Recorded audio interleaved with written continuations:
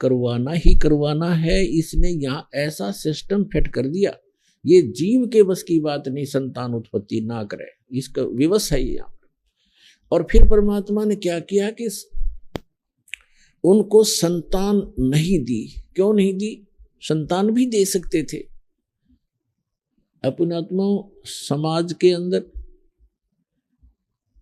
और एक सामान्य समाज में और एक भगत जो समाज अलग से बनता है उसमें अंतर होता है।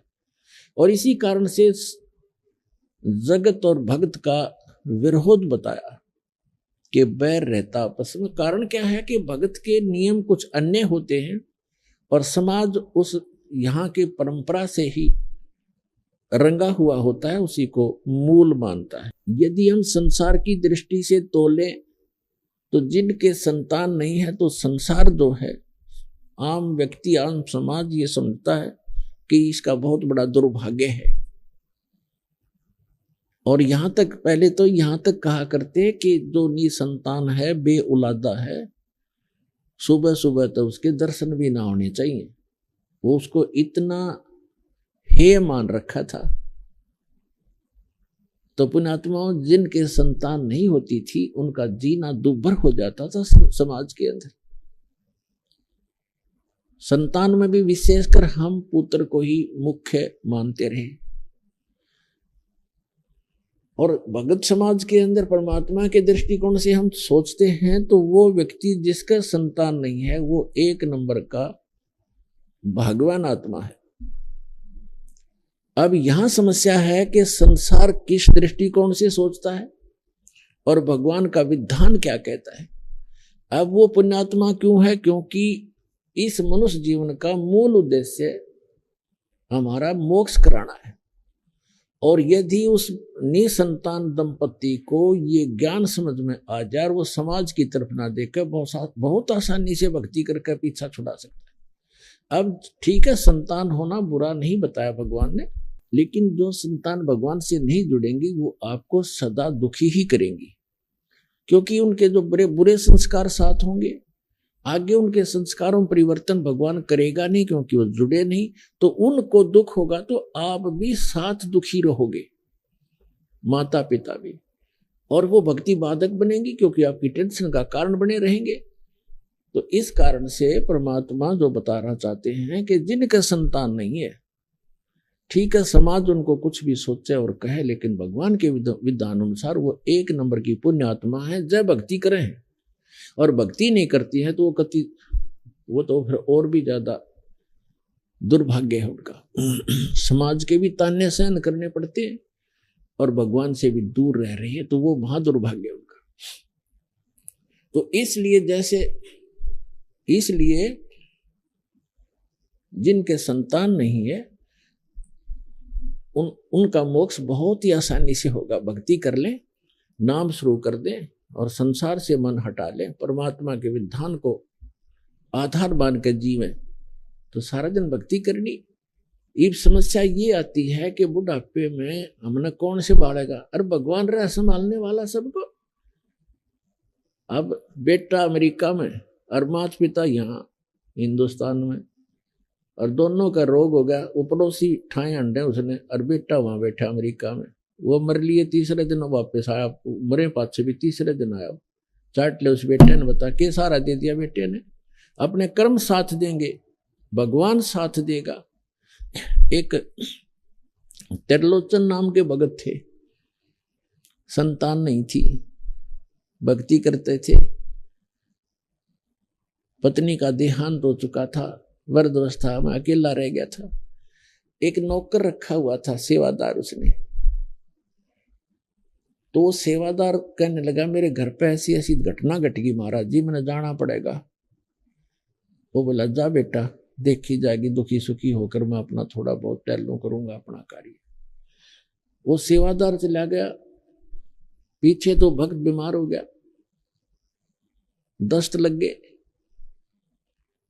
अब वो सीमा से निकला होगा तभी भगवान उस सेवक का रूप बनाकर उस भक्त के घर पे आ गया। उसने पूछा क्या बात होगी बेटा, कैसे वापस आ गए तुम?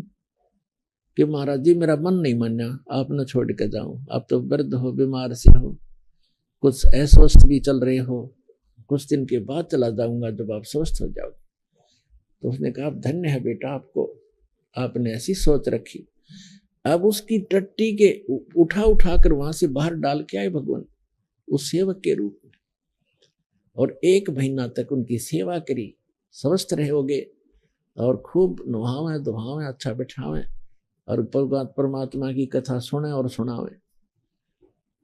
अब फिर क्या हुआ, 1 महीने के बाद वो सेवक वापस आया और आके उसने पोटली रखी जो भी लाया था रास्ते में, वहां से आया था। उसी से में भगवान वहां से निकल गए।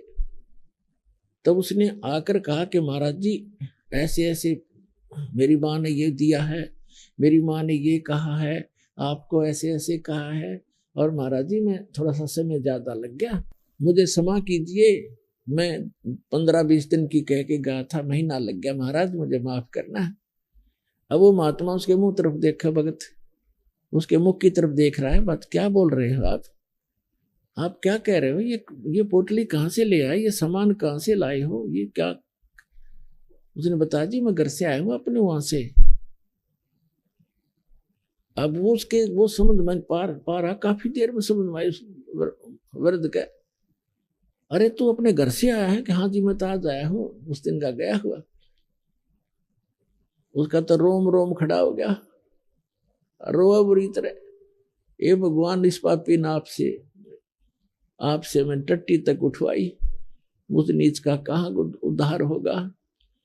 तो पुण्यात्माओं परमात्मा कहते हैं तुम अब जो तुम्हारा सच्चा साथी है, तुमेव माता च पिता, तुमेव बंधु च सखा, तुमेव विद्या च द्रविण, तुमेव सर्व मम देव देव, उसको भूल के हम इन अन्य पर आश्रय रख लेते हैं, इसलिए हम भगवान से दूर होते चले जाते हैं। तो यहाँ गरीबदास साहिब जी ने कहा है कि त्रिलोचन के भय भरतिया माने नौकरे, ऐसी भक्ति कमावे, ऐसी भक्ति करे, भगवान साथ रहेगा आपके। तो इस प्रकार अब जैसे जिन बहन भाइयों के, विशेषकर इंसान तो थोड़ा बहुत सोच समझ भी लेता है, लेकिन बहनों का दिल नहीं डटता जिनका संतान नहीं होती, क्योंकि उसको समाज नहीं जीने देता।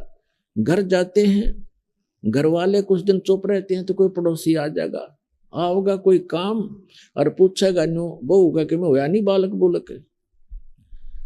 अब वह के कहेगी सासू अक ना कुछ ना होया, कई साल हो गए ब्याह ने, एक जातक तो चाहिए था बता, और देख लो कोई दूसरा ब्याह करवा लो।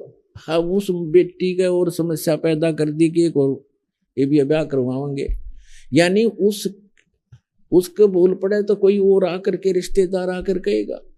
कहने का भाव ये है कि जब तक ज्ञान नहीं प्राणी को तो जीना हराम कर देते हैं। आदमी तो बाहर रहता है, कभी कभी सुनता है ये बातें, टाल जाता है, मन समझा लेता है, लेकिन उस बहन के बस की बात नहीं, अंत में वह इतनी दुखी हो जाती है। और यदि संतान तो भगवान ने देनी है, रो ले चाहे पीट ले, और नहीं भाग में है तो कति नहीं मिला, चाहे 6 ब्याह करवा ले। एक संतान की भी देखे हम लड़के को मैं तो ज्यादा देते।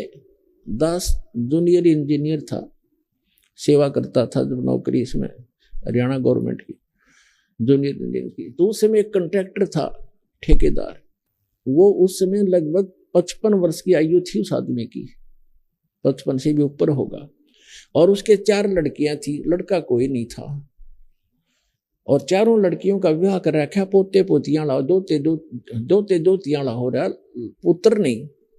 तो उसकी पत्नी को किसी ने कह दिया कि तू अपनी बहन का ब्याह करवा दे, इसका पुत्र हो जाएगा।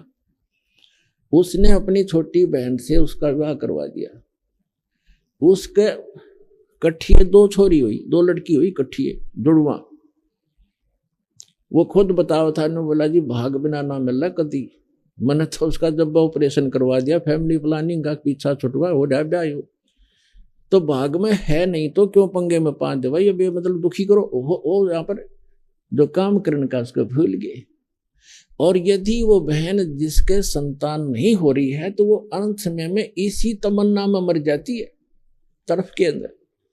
और इस काल का इतना गंदा विधान है, अगले जन्म में उसको कुतिया बनाता है। अगले तो संतान ना हुई इसलिए तड़पती हुई मरी है। अब इकट्ठी 8-8 पैदा कर ले और पेटा भर ले अपना माँ बनकर।